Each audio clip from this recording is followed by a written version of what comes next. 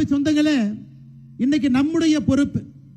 கடந்த 4 ஆண்டுகளாக பாரத பிரதமர் நரேந்திர மோடி ஐயா அவர்கள் தொடர்ச்சியா 12 ஆண்டுகளா நமக்கு உழைக்கிறாங்க. 2021 தொடர்ச்சியா உழைத்துக் கொண்டிருக்கின்றார்கள்.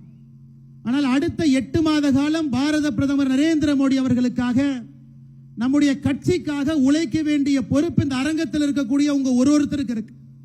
இந்த அரங்கத்தில் இருக்கக்கூடிய ஒரு பூத் தலைவருக்கும், பூத்தில் இருக்கக்கூடிய பொறுப்பாளர்களுக்கும் அடுத்த 8 மாத காலம் கடுமையாக உழைத்து திராவிட முன்னேற்ற கழகத்தினுடைய ஆட்சியை அகற்றிவிட்டு தேசிய ஜனநாயக கூட்டணியுடைய ஆட்சி, இன்று நம்முடைய எதிர்க்கட்சி தலைவராக இருக்கக்கூடிய அண்ணன் எடப்பாடி பழனிசாமி அவர்களை ஆட்சியில் அமர வைக்க வேண்டிய பொறுப்பு தேசிய ஜனநாயக கூட்டணியினுடைய ஒரு தொண்டனுக்கும் இருக்கு. அன்பு சொந்தங்களே, அதை வெற்றிகரமாக நாம் செய்து முடித்து காட்ட வேண்டும். காரணம், மிக கடுமையாக இந்த 4 ஆண்டு காலம் நாம் உழைத்திருக்கின்றோம். பாரதிய ஜனதா கட்சியினுடைய ஒரு தொண்டனுமே திராவிட முன்னேற்ற கழகம் ஆட்சி வந்த பிறகு மக்களுக்கு பாதுகாப்பு அரணாக பாரதிய ஜனதா கட்சி நின்றிருக்கிறது. எத்தனையோ நபர்கள் கைது செய்யப்பட்டு சிறைக்கு சென்றிருக்கின்றோம்.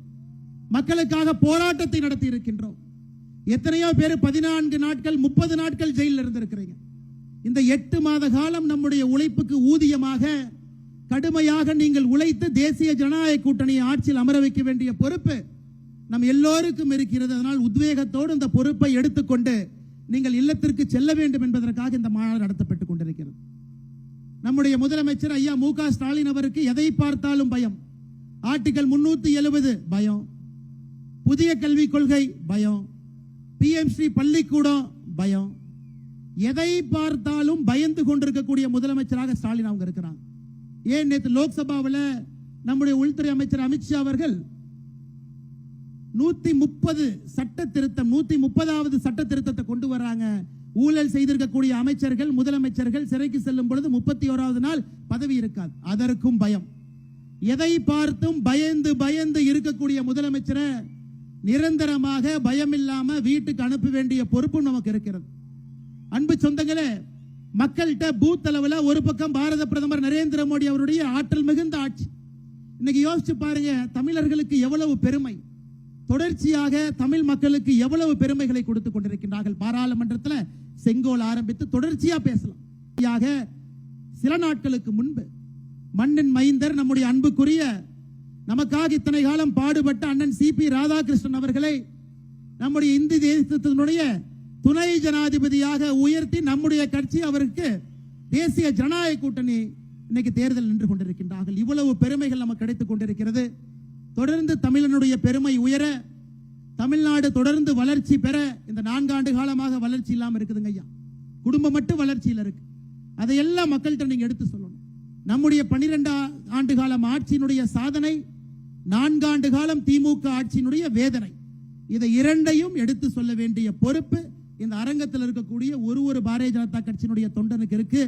அதனால்தான் பொதுமக்கள் இங்க வரலீங்க ஐயா. கட்சியினுடைய பூத்தில் இருக்கக்கூடிய தலைவர்கள், பூத்தில் இருக்கக்கூடிய தொண்டர்கள், எவ்வளவு பெரிய கௌரவம் பாருங்க. உள்துறை அமைச்சர் பூத் அளவில் பணி செய்யக்கூடிய தொண்டர்களை பார்த்து பேசுவதற்காக வந்திருக்கின்றார்கள். எந்த கட்சியில் இது நடக்குங்க? அதனால் நம்முடைய பொறுப்பை உணர்ந்து மிக கடுமையாக நாம் பாடுபட்டு 2026 ஒரு நல்லாட்சி, தேசிய ஜனநாயக கூட்டணியுடைய ஆட்சியை கொண்டு வர வேண்டிய பொறுப்பு இருக்கு.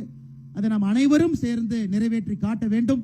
மற்றும் ஒரு முறை இந்த நிகழ்ச்சிக்கு பெரும் திரளாக இவ்வளவு கூட்டம் உள்ள இருக்கீங்களோ அந்த அளவுக்கு வெளியே இருக்காங்க. அவர்களும் வேகமாக வர வேண்டும். வருவதற்கான வசதியை கொஞ்சம் ஏற்படுத்தி கொடுங்க. உள்ள வந்துகிட்டு இருக்காங்க. மிகச் சிறப்பாக நடக்கக்கூடிய அந்த பூத் மாநாடு முதல் மாநாடாக திருநெல்வேலியில வெற்றி மாநாடாக ஆரம்பித்து தமிழகம் முழுவதும் இன்னும் 6 மாநாடு.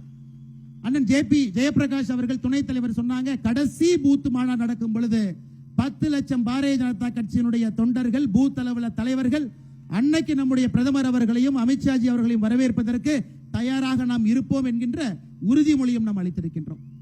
அன்பு சொந்தங்களே, மறுபடியும் உங்களிடம் நான் கேட்டுக்கொள்கின்றேன், அடுத்த 8 மாத காலம் உங்களுக்கான காலம்.